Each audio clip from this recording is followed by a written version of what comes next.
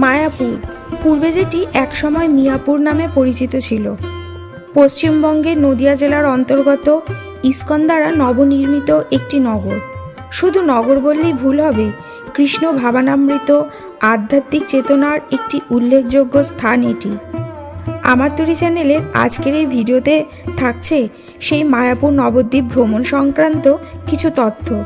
ভিডিওগুলো পরপর কয়েকটি পার্টের মাধ্যমে আমি যতটা সম্ভব নবদ্বীপ মায়াপুরের দর্শনীয় স্থান, থাকা, খাওয়া, যাওয়া, টোটো ভাড়া সমস্ত কিছু আপনাদের সাথে ভাগ করে নেওয়ার চেষ্টা করব এবং সেই সাথে থাকছে সপরিবারে ভ্রমণের কিছু ছোট ছোট মজার এবং আনন্দের মুহূর্ত। আমার আজকের এই ভিডিওটি ভালো লাগলে অবশ্যই একটি লাইক এবং সাবস্ক্রাইব করে আমার পাশে থাকবেন। আমাদের বাস মায়াপুরে চলে এসছে। বাসের এখনো একটাও লোক আসেনি, আমরা ফার্স্ট প্যাসেঞ্জার। মায়াপুরের বিখ্যাত সেই রানাদার ভেজ বিরিয়ানির দোকান।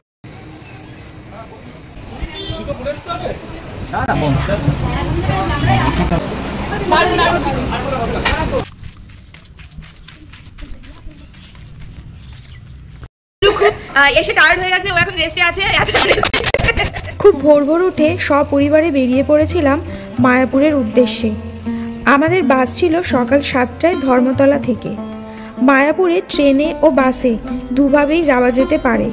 ট্রেনে গেলে নবদ্বীপ রেলওয়ে স্টেশনে নেমে সেখান থেকে টোটো ধরে ফেরিঘাট এবং ফেরিঘাট থেকে জলঙ্গি নদী পেরিয়ে মায়াপুরে পৌঁছতে হবে। আর বাসে গেলে একদম মায়াপুরে গিয়েই বাস থামাবে। তাই ট্রেনে যাওয়ার থেকে বাসে যাওয়াটাই বেশি সুবিধাজনক বলে আমার মনে হয়। এখন বাজে সকাল 6:40। আমাদের এই মায়াপুরের বাস চলে এসছে। 7টার সময় বাসটা এখান থেকে ছাড়বে। প্রায় 4 ঘন্টা 20 মিনিট টাইম লাগবে। 11টার সময় মায়াপুরে নামাবে। বাসের এখনো একটাও লোক আসেনি, আমরা ফার্স্ট প্যাসেঞ্জার। সকালবেলা উঠেই খেতে লেগেছে। এই বাসটি সকাল 7টায় ধর্মতলা থেকে ছেড়ে কৃষ্ণনগর হয়ে মায়াপুরে পৌঁছয়। তাই রাস্তায় কৃষ্ণনগরে একবার ব্রেক পাওয়া যায়। আমাদের বাসের টিকিট আমি আগেই রেড বাস অ্যাপ থেকেই কেটে রেখেছিলাম। ভাড়া পড়েছিল জনপ্রতি 255 টাকা করে। বাসের সিট যদি খালি থাকে তাহলে গিয়ে ইনস্ট্যান্ট বাসের টিকিট কেটেও বাসে ওঠা যায়।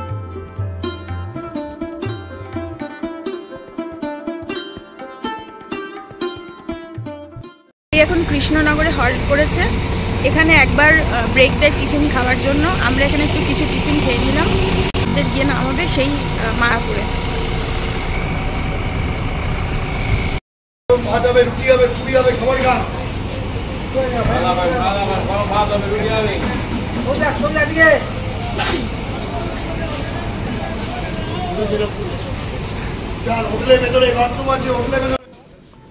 এই ধাবায় এই এত সকালেও ভাত, ডাল, পুরি, সবজি সবই পাওয়া যাচ্ছিল।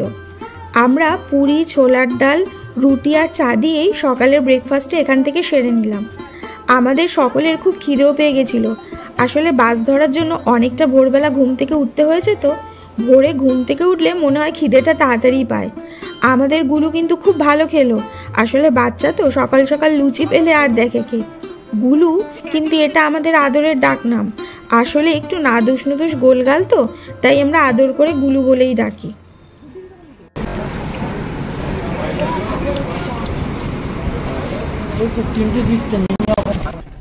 আমাদের বাস চলে এসছে মায়াপুরে। বাসটা খুবই ভালো এলো, নির্ধারিত টাইমের আধ ঘন্টা আগেই এসে পৌঁছে দিল। আর সব থেকে ভালো যেটা, বাস স্টপেজ একদম ইস্কন চত্বরের ভেতরেই।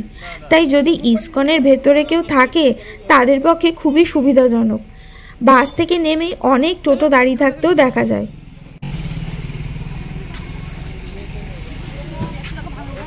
ভাড়া জিজ্ঞেস করে নিয়েছো? 10 টাকা করে গেটে অবধি নামাবে না? যাবে 10 টাকা।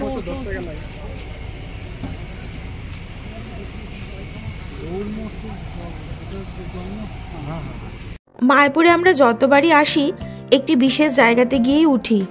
আমরা এখন ওখানেই যাচ্ছি।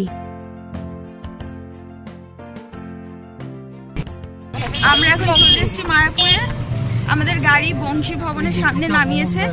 কিন্তু গাড়ি যা টাইমিং ছিল 11:30, টাইমিং এর আধ ঘন্টা আগেই গাড়ি নামিয়ে দিয়েছে। 11টায় আমাদের নামিয়ে দিয়েছে, আর সঙ্গে সঙ্গে আমরা একটা টোটো পেয়ে গেছি।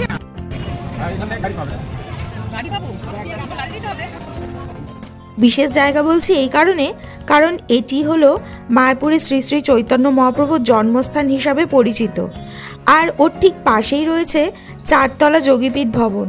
এই ভবনটি ওই মন্দিরের তত্ত্বাবধানেই রয়েছে। অসম্ভব সুন্দর, শান্ত, নিরিবিলি একটি পরিবেশ। 1880 সালে শ্রী শ্রী ভক্তিবিনোদ ঠাকুর এই স্থানটিকে চৈতন্য মহাপ্রভুর জন্মস্থান হিসেবে চিহ্নিত করে এই মন্দিরটি নির্মাণ করেছিলেন। এর ঠিক পাশেই রয়েছে ভক্তিবিনোদ স্কুলও। আমরা মায়াপুরে আসলে এই যোগীপীঠ মঠে এসে উঠি। আগেরবার যখন এসেছিলাম তখন প্রবেশের গেটটা একটু অন্যরকম ছিল, এবার নতুন করে আবার তৈরি করেছে দেখছি।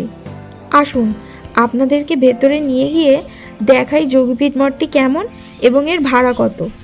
এখানে থাকার 2টো কারণ আছে। প্রথমত, পরিবেশটা খুবই নিরিবিলি, শান্ত, এবং দ্বিতীয়ত এখানে 2 বেলা সেবা দেওয়া হয়। আর অপূর্ব সেই প্রসাদের স্বাদ।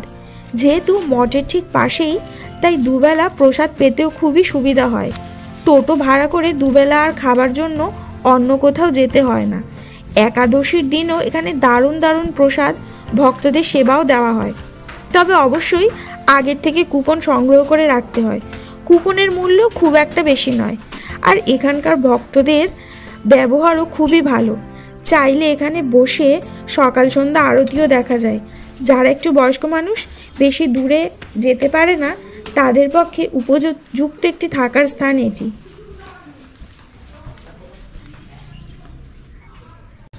আমরা যে ভবনটিতে আছি সেই ভবনের এই বারান্দা দিয়ে এই হচ্ছে সামনের ভিউটা। ওই হচ্ছে শ্রী শ্রী ভক্তিবিনোদ ঠাকুরের নামের স্কুল, আর ওই হচ্ছে শ্রী শ্রী চৈতন্য মহাপ্রভুর জন্মস্থান। ঠিক তার পাশেই এদিক দিয়ে রাস্তাটা ঘুরে আমাদের এই ভবনটা, আমরা যেখানে রয়েছি।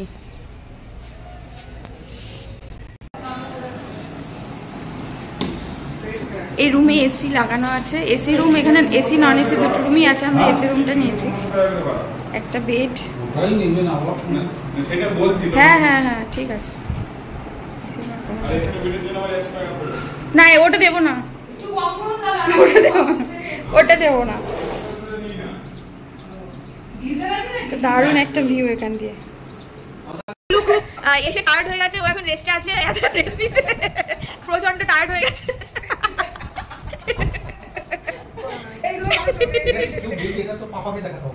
প্রচন্ড টায়ার্ড হয়ে গিয়ে শুয়ে পড়েছে, এসে জামা কাপড় খুলে পাঁচিলের তলায় লুকাচ্ছে। চলে এসেছি বিখ্যাত রানাদার মায়াপুরে ভেজ বিরিয়ানির দোকানে। এখানে সম্পূর্ণ আদা, পেঁয়াজ, রসুন ছাড়া সম্পূর্ণ নিরামিষ ভেজ বিরিয়ানি সয়াবিন দিয়ে পাওয়া যায়। তো ভেতরে গিয়ে খেয়ে দেখি কেমন।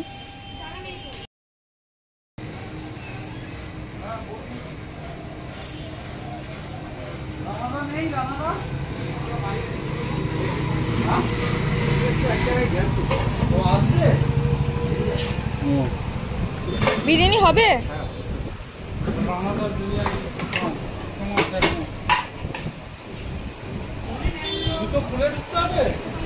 না না, জুতো খুলে ঢুকছে না। এখানেই তো আছে। বিরিয়ানির সাথে কি শুধু বিরিয়ানি? বিরিয়ানি আছে, এখানে বেগে আইটেম আছে। না, সয়া চপ আছে, সয়া চপটা এখনো পাইনি। কখন হবে? কোনটা হলো? তাহলে এখন কি পাবো? বিরিয়ানি পাবে। উনি পারি। মাসি ও ভাই, দুটো কাঁচ লঙ্কা দাও।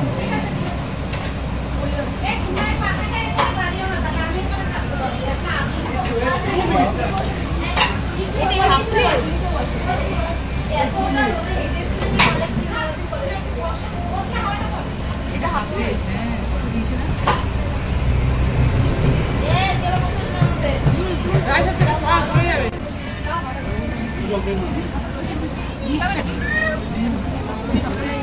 এইটা নিয়ে যাবো, এটা ওনার দোকান খালি, এটা অন্যরকম সব মাংস মতো দেখতে। তোমাদের এই দেবেন।